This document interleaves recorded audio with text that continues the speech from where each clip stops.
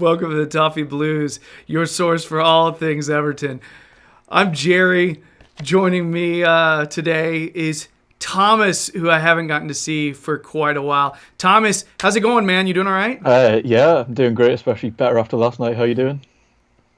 Doing fantastic. I will say cup matches. I always have to find some sort of totally legal stream in order to be able Oh, to yeah, watch. It's not dodgy at all. It's yeah, totally legal. Yes, and and it's actually really frustrating, especially for the first like 15 minutes of the match, trying to actually be able to see clearly yeah, and have it not crash every 5 seconds. Yeah, but yeah, still got to see. Missed the very last bit of it. I missed Richarlison's goal, but I went back and watched it because I had to leave the house because my son had training, so I had to coach. all right. So it's like I missed that little sealer, but it's like I got an update on my phone as we jumped in the car that told okay, Richarlison scored, and I just taught my 7-year-old how to sing the Richarlison song to She's Electric. And so, yeah, he started singing that. And it was great. It was great on the way. It was nice. Yeah, that's good. Yeah. That's how we have to manufacture our own intensity on, match days. So we did get the win 4-2, and so if you recorded that, I'm sorry, I just spoiled it for you. But be happy, because in the first 20 seconds, butt cheeks were clenched. It was not fun opening to that game.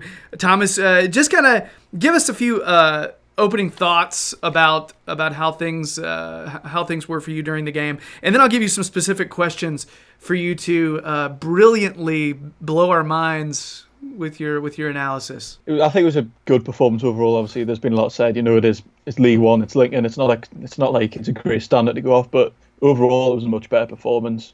More creative, really. Obviously, with the change of personnel, the team changed a lot. We saw a lot more creative output. Whether that's against a League One defence or not, it was still improved. Obviously, I think we were all kind of waiting for the kind of Everton moment all game. Obviously, it's 20 seconds in, everyone was like, that's it. Then with the volley, everyone was like, that's it. And I think we were all kind of sat waiting until the end to see what was going to happen. But obviously, kept us going for a while. I think we scored 81st minute or something like that. So obviously we knew that was the winner now, but for the last 10 minutes it did get kind of tense, because that, credit to Lincoln, they did just keep coming back.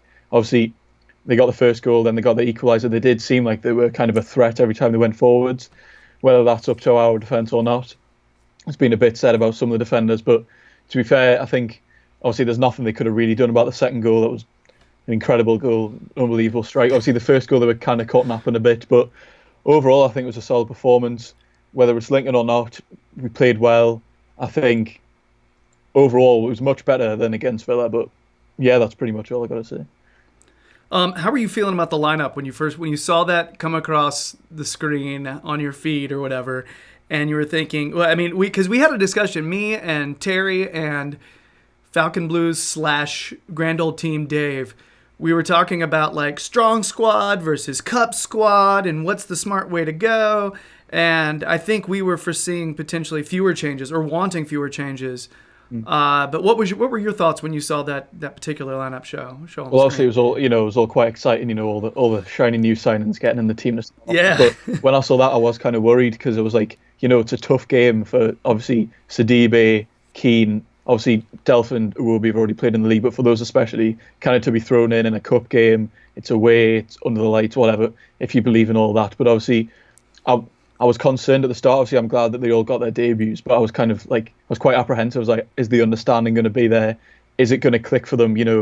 When obviously the atmosphere was quite good at the stadium, like it came across quite well. So there's been a lot said about atmosphere. Obviously, Millwall last year kind of battled it against them, but I was slightly concerned at the start whether, all these players who haven't played in the league so far are going to come in and make an immediate impact. But I think obviously the main spine of the team was kind of kept, with kind of Pickford and Keane and Sigurdsson, so that kind of understanding was already there. So I was glad the team wasn't changed altogether. Obviously, there was a few complaints that Tom Davies wasn't in, but Obviously, we don't really know where he is at the moment. He might be injured, but obviously there's been no word about that. But He probably went to a concert, man. yeah, he It's kind just of does what he wants, doesn't he?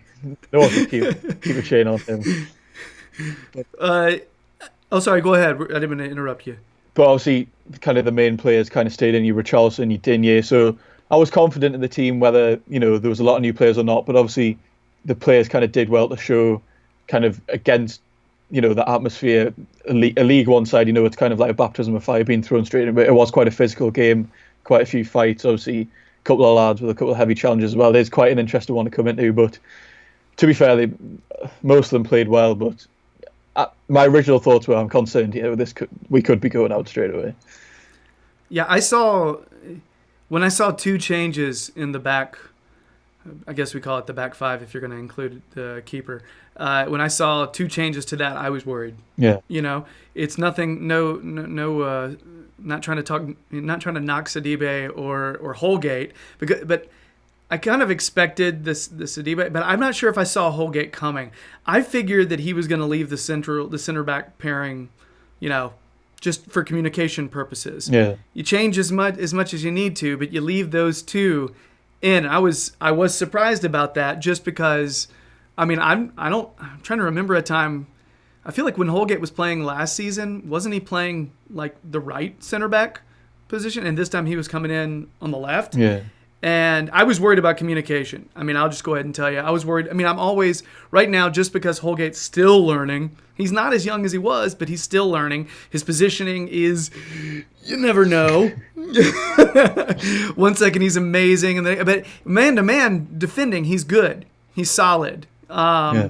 So it was an interesting choice to do that. I was concerned about that. I was concerned I was glad Delph was there. I got to be honest. I was super psyched that Delph was in the lineup. Because he's just, I don't know. I think he would have been getting a lot more playing time had he not been in. Had he not been injured in the opening of the season. So, I don't know. I was worried. I'll just go ahead and tell you. I was worried in that opening goal. But I'm not to that point this season where I'm straight up, worried about us. Yeah. I don't have that, extremely negative point of view. I was a little worried, but I still thought we'd win. That's the weird thing. We got scored on, and I was still optimistic. It wasn't that oh hell, we're going to pull an Everton, lose to Lincoln. Because that's when I first became an Everton supporter, when I first realized this role in life. All these Everton supporters came to me and what are you thinking, man? He's like, I'm really sorry. Gave me a hug, and they're like, welcome to the club. But yeah, and I'm trying to push past that mentality. I'm trying to make it more of keep a positive. So I wasn't thinking, oh, we're screwed. Yeah, because the play looked good. Yeah, because I think, to be fair, I was kind of expecting us kind of messed up. Obviously, it's not the right mentality. I'm gonna get that way. Thomas, I will get that way. Give me time. I was pretty much just waiting for it. I kind of saw flashbacks of Millwall last year, whether it was going to be a skanky goal off the arm or something like that. But obviously, that didn't come in the end. The players definitely had us going for quite a while. I think Sidibe and Holgate. I think the night could have been slightly easier if they were more switched on, but it wouldn't be interesting if it was like that. I said last night, the most interesting game we've had in, to be fair, quite a few games. Obviously, the opening games in the Premier League haven't really been that interesting. There's nothing been exciting, and obviously the games towards the end of last season, it was kind of just we were steamrolling the kind of the top sides. Although it was fun to watch, it wasn't interesting. But last night was the first game in a while we've had. It's kind of which way is this going to turn? But I did always kind of believe we would find the goal eventually.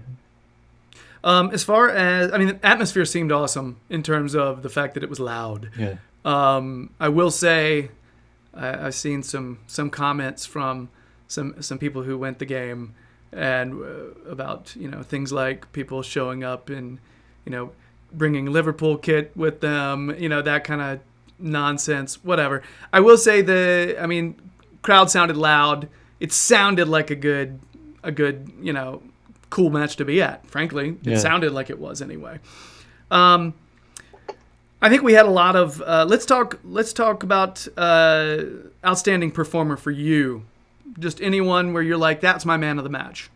Well, in my player ratings last night, I wrote Lucas Digne was my player of the match, kind of because first few games he hasn't really been covering himself in glory. He hasn't been exceptional. some of his crosses have been quite poor, but last night he was consistent. Obviously, that free kick was something else. It probably won't get spoken about enough, but it was an unbelievable. We know he's got that as well, but we've kind of been waiting for that since Burnley.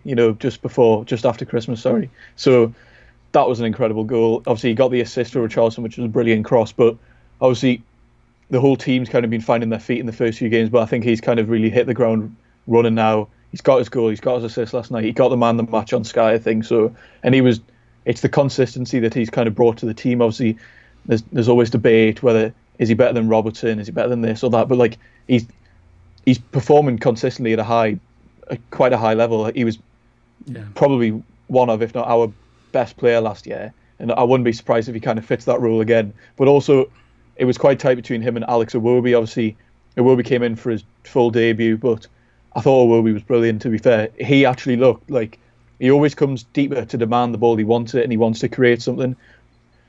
Sigurdsson, he's been quite absent the first few games. He improved last night. He still wasn't at his best, but Iwobi looks like a player who's going to kind of get on the ball. He's going to ask for it. He's not afraid to he's not going to shy away from the game, and he's going to look to do something, whether that's cutting inside, whether it's going on the outside.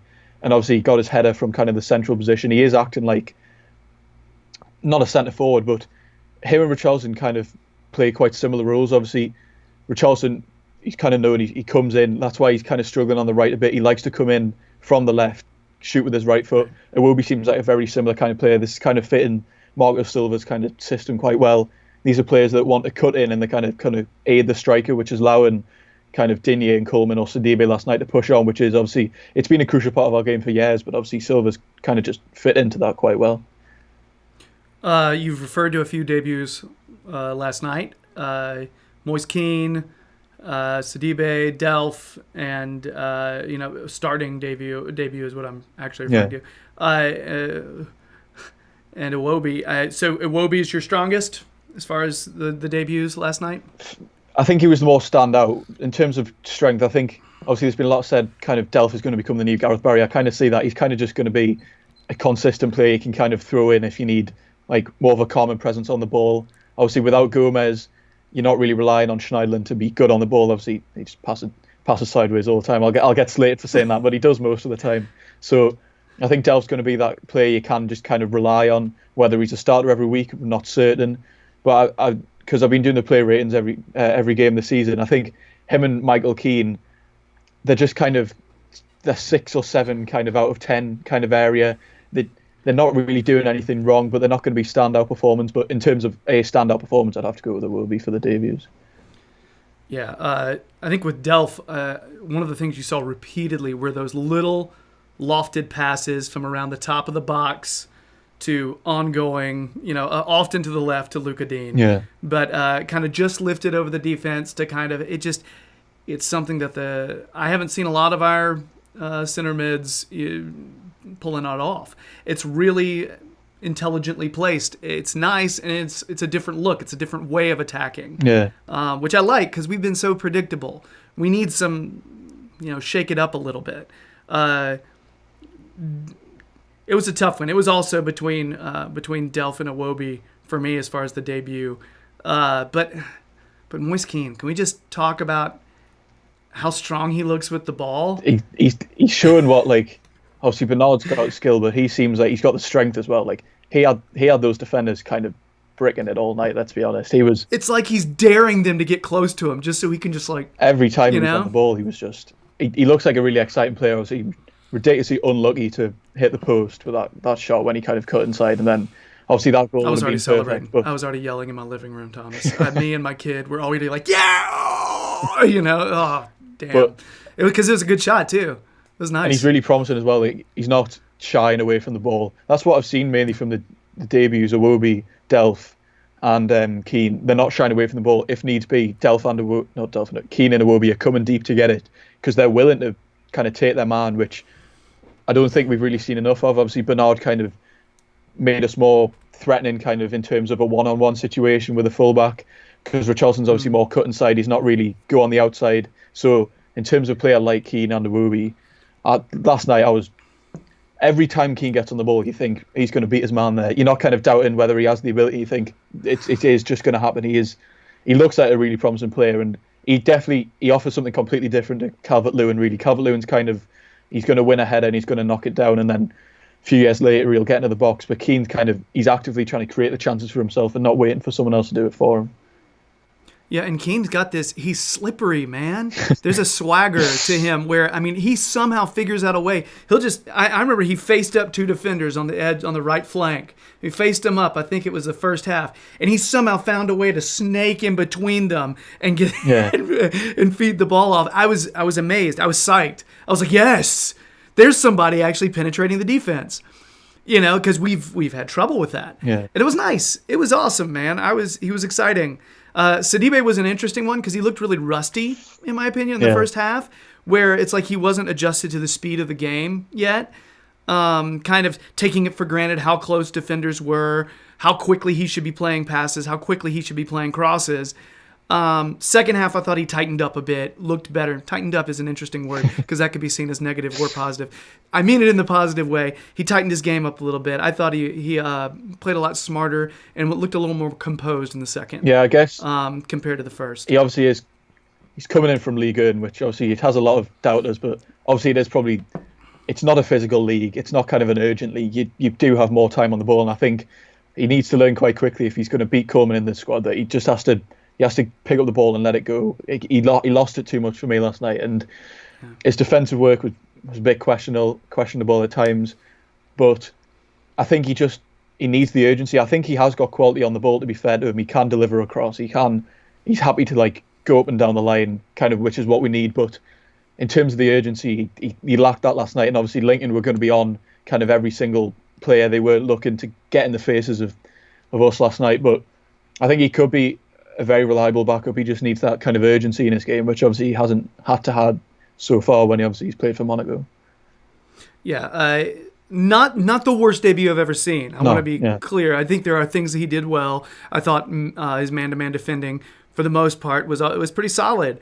And you're right, you see flickers, but he's not coming in the way Luca Dean did last season, where he's immediately battle ready. Yeah. You know, it seems like he's going to need a little more integration into the squad, into the pace, just to kind of gradually get there. So I think if he was forced to replace Coleman right now, it would be there would be some growing pains, but I'll be curious to see how Sidibe's looking after Christmas, after the turn of the year. You know what I mean? And obviously he has come in to be the backup to Coleman, and obviously I haven't watched Schalke this year, but the fans are loving John Joe Kenny at the moment. And obviously him. I have watched them. Really, I've watched does he him. look good? Yeah, he looks great, man. And that's the thing. I thought he, I didn't think he played too poorly. I think they were playing Munich is the game that I got to see. Yeah, like we DVR every Bundesliga game because they all come on our TV. Yeah, we had so very few options for soccer. Football, soccer. Sorry, I was pretending like I was back in America. So very few options for football. So whenever they come around, we got to take advantage. It's cool, though. The Schalke fans really seem to really like John Joe Kenny, which is awesome. So be really curious to see what happens at the end of this season. I don't know. I was telling my family, I was like, Sidibe, that guy right there, I was like, he's going to have to earn his way in. Yeah, definitely, because obviously it's not, competition for places, it always has a diverse effect. It's either a player loses all confidence and they become a bit rubbish, or they improve the game. And obviously Kenny has gone out on loan, and he wasn't the starter here at all. And he is clearly stepping up his performances. You know, Bundesliga is a very competitive league. It is a physical league, kind of probably the closest to the Premier League that you can get in Europe. So I think Sidibe's got a lot to do. Obviously, Sidibe is only on loan with an option to buy. So I think Kenny's doing better so far. This is probably a talk for a whole other video. You know, Kenny. Oh, this is way too early. You're right, but we can still talk about it. In terms of urgency, Sidibe kind of has to step up his game quickly if he's going to kind of sign on a permanent next year. Yeah, I mean, and that was one match. Yeah. And frankly, if that's your first match, it's not the easiest atmosphere. Yeah. It's not the easiest to walk in. So, I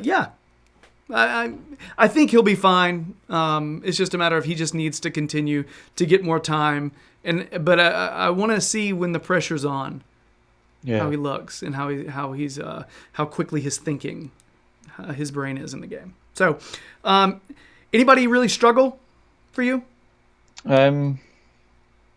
not really. I thought Holgate and Sidibe, they didn't have their best games ever. I thought Holgate maybe, obviously when he went on loan to West Brom, he was prominently playing on the right.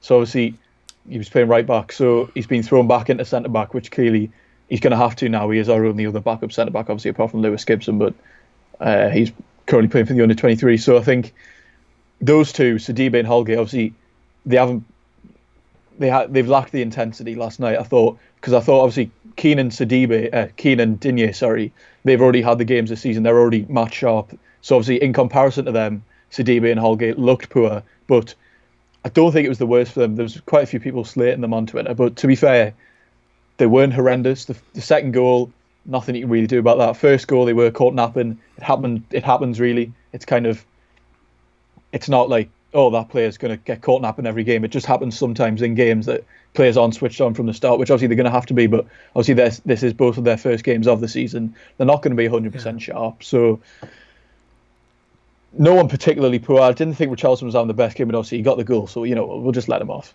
So yeah. But I think, and obviously Calvert-Lewin and Walcott didn't really have enough time to impact the game when they came on, so right. No one really poor for me. Yeah, no one was rubbish for us last night, but a couple of shaky performances, I thought. We had a Tosun Pasha sighting. Yeah. Yes. Got a nice little headed assist, which is nice. I was psyched to see him come in and you keep reading, I want to earn my place. I want to earn my place. You keep reading that. For him to come in and not immediately think, I'm going to score this with that header. Instead, playing an intelligent, ball back across the box to Iwobi. That was nice. Yeah, that was great. I was psyched to see that. Obviously, I think he knows now he's the third choice striker pretty much. Obviously, will he leave? Obviously, the European leagues are still open, but I think he could end up leaving. To be fair, but I think because we needed a goal last night when he came on, so obviously it was just kind of stick the strikers on whether they're good enough or not. I was impressed with that assist. Obviously, it is the natural instinct for a striker to just head towards goal, and obviously it wouldn't have gone in, but it was a good assist. Whether he's going to be starting, I don't think so. But obviously it was good to see him. Whether he stays or not, he says a lot in the media about, I want to fight for my place. Does he really want to fight for a place? Is it about, he's on a healthy paycheck at the end of the day. I don't want to claim. That's so cynical for you to be that young, but you're probably right. I don't want to make kind of accusations that he's only playing for the money, but at the end of the day, he is. I'd be happy to sit on the Everton bench for however much he's on a week. If a move kind of materialises for him, I think we could probably see him leaving the window. But yeah, I was happy for him last night. Nothing too major. I'm not like, let's throw him in next week. No. He is catching some. There are some shouts about that. Absolutely about how Tosun should be in. I do not think so. I'm just throwing it out there. People are talking. Thomas, it's yeah. I'll be curious as if whether or not Silva was actually impressed there. I'm curious. But the thing is with those three strikers, I think their best qualities each other don't have. Obviously, Calvert-Lewin. He's a very physical player. He's happy to get up. He's happy to lay the ball off, but he doesn't create his own chances. So he's willing to bully defenders. Keane looks like a more skillful player. But Tosun, obviously, he's missed a lot of sitters, but he still is kind of one of our most clinical finishers. Obviously, we saw that in the Allardyce season. He was kind of just scoring from angles. It was like, well, that's quite an impressive finish. It is your job at the end of the day, but it is still a skill to be able to finish from there. But if you could combine all those three, we'd have the ideal striker. But obviously, that's not going to happen. Yeah. You mean you don't have the technical know-how to put our strikers together and mold them into mecha striker? You're right. But the cool thing I like about that though is they offer different qualities. So when you're subbing one in for the other, it's almost you're making a tactical change instead of just here's a body. Here's another body doing the same thing. Yeah. So if you want to do something different with the game, you can bring on a different striker with a different look, which I think is there is something interesting in that. Tosun probably being the slowest of the three, but the best one-touch finisher. Yeah. So, yeah, tough.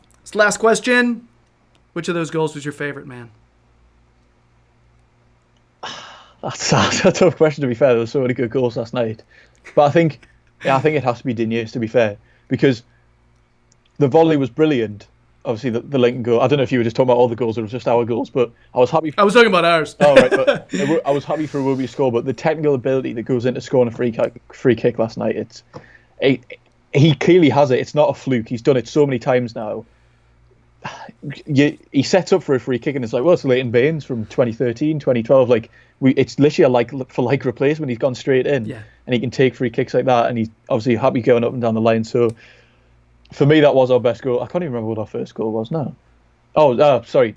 That was our first. I can't remember Sigurdsson scored the penalty. That was a good penalty. That's the one that we were forgetting last night when my family was talking about which was our favorite. Yeah. But didn't you? Yeah, that was for me. That was my favorite goal. Which all the goals clearly had a lot of technical ability involved in them. The penalty was good. Richarlison's header was good. Iwobi's positioning was good. But Dinier's free kick was just on another level. Let's be honest. See, I love that. That was probably my biggest reaction, like verbal, like out loud saying it, But I really like a good like passage of football. I like a good passage of play. I like seeing a lot of passes lead to a goal.